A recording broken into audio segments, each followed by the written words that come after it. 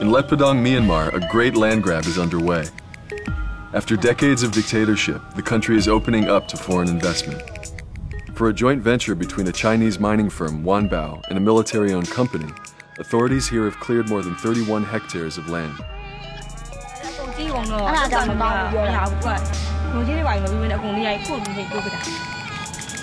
The copper project has uprooted hundreds of farmers from their ancestral villages.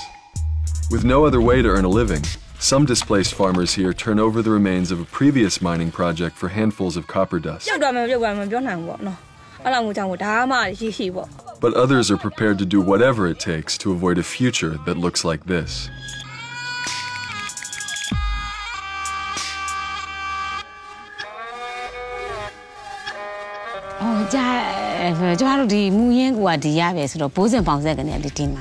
Tui Tui Win was an ordinary farmer until a large tract of her family's land was taken to make way for the copper mine. She became an activist.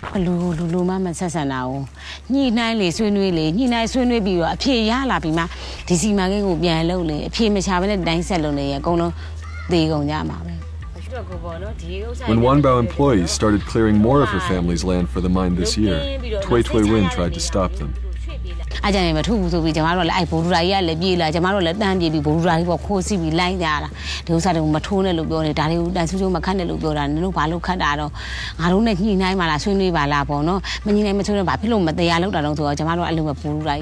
In 2012, widespread anger at the mine swelled into a protest movement that attracted student leaders and Buddhist monks. It remained peaceful, but authorities did not. That November, police attacked protesters with white phosphorus grenades, an illegal weapon that hospitalized more than 100 monks.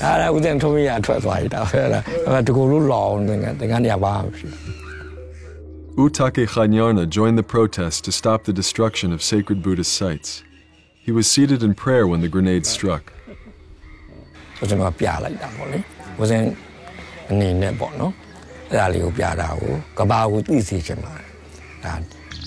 Nyarna insists the order for the crackdown came from the top of Myanmar's government.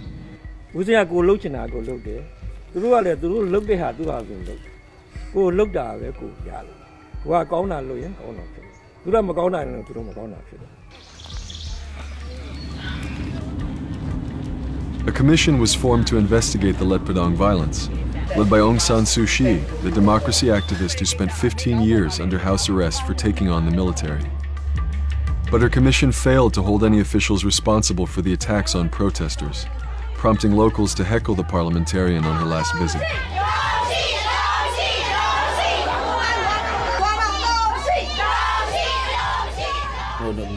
In Myanmar, there's no rule of law, and military is above the law. They never abide. We have so many land grabbing cases. Tain Tan U is a lawyer in Mandalay who works on behalf of the farmers. He says the military continues to operate with impunity, dismissing talk of democracy in Myanmar. And when you say that people are not being compensated for their lands... Yes. Not enough money. They must pay the market value of the land. They never pay enough compensation money. After 21 years behind bars, Tain Tan U refuses to keep quiet.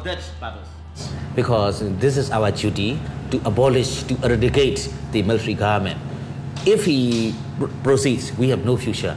We are living in the darkness.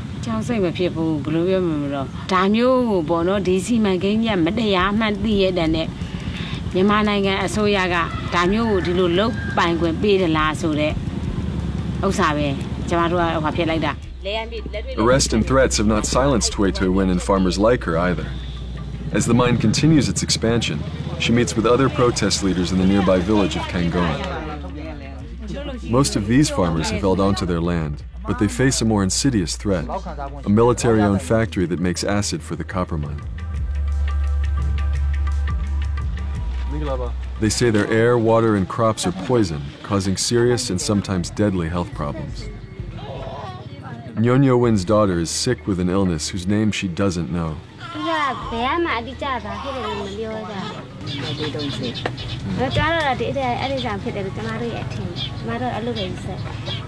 4-year-old Yunwati U was blind at birth.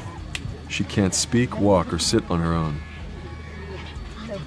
Nyonyo Win's newborn son looks healthy, but she fears there will be future complications. Given all of the pollution here, do you want to move from this place?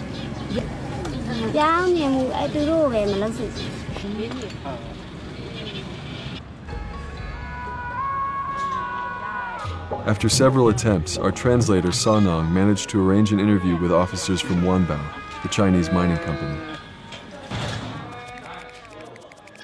The government just seized the land in 2010. Every villagers come to the government's office to collect the compensation. Happily, everyone is happy. But I've spoken with some farmers who said they would not accept the government's money, and that bulldozers came to their home in the middle of the night, along with armed men, and forced them out. It's a rumor. No. So these people are not telling the truth. No, it's not the truth. There is an acid factory that is owned by the military holding company nearby.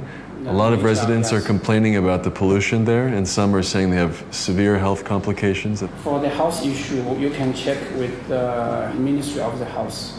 You can ask them, this rumor is true or not.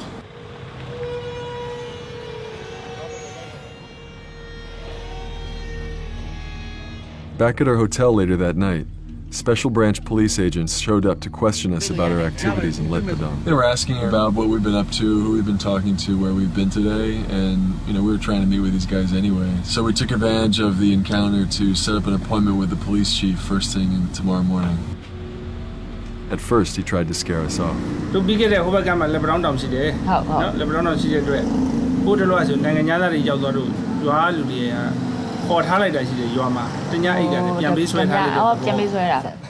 We feel very secure and we're in the best hands here.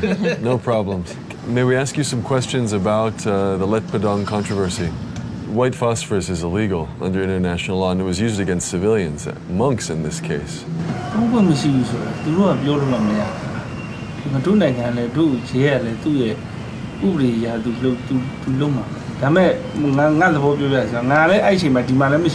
You know that even in situations of war, the use of white phosphorus is considered a war crime. And here you are saying that it can be deployed against peaceful protesters?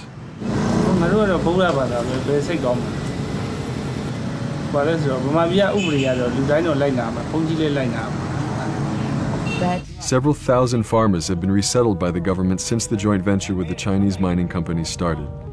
The next day, we drove to one of the largest camps to check out the living conditions. This time, we had company. Two guys have been following us since we got to Letpadong on motorbikes. We're just going to go see what their business is. Are you following us? No, we keep seeing you behind the car, and then we stopped here, and then you stopped here, so we were just curious. If we went further down the road and we stopped again and you stopped, that would be really suspicious. So this is probably the last time we're going to see each other. So now we lost our special branch tails and we have an immigration officer.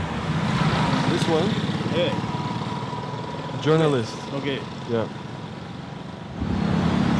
It's all fun and games for us.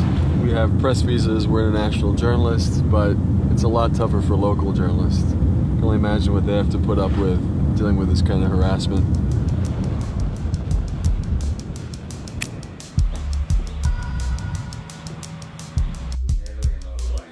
Cute Knee raised wheat and chickpeas on a 5-acre farm until the day a government truck arrived and brought him here.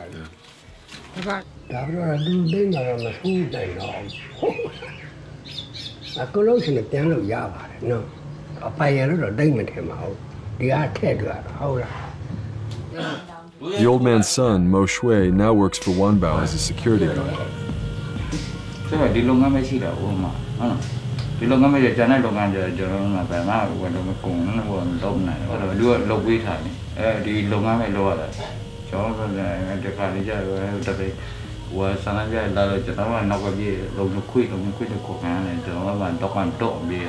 Toward the end of our interview, Mo Shui admits that depression and alcoholism were common in the camps, and the reason for his beat-up appearance.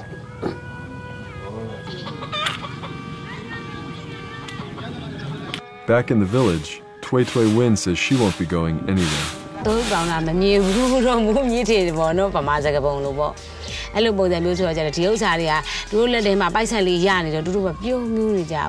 ပိုက်ဆက်ရတာပဲသိတာဘဝပြက်တော့တာလို့သူတို့မသိလိုက်ရအဲ့လိုလူတွေကြီးပဲ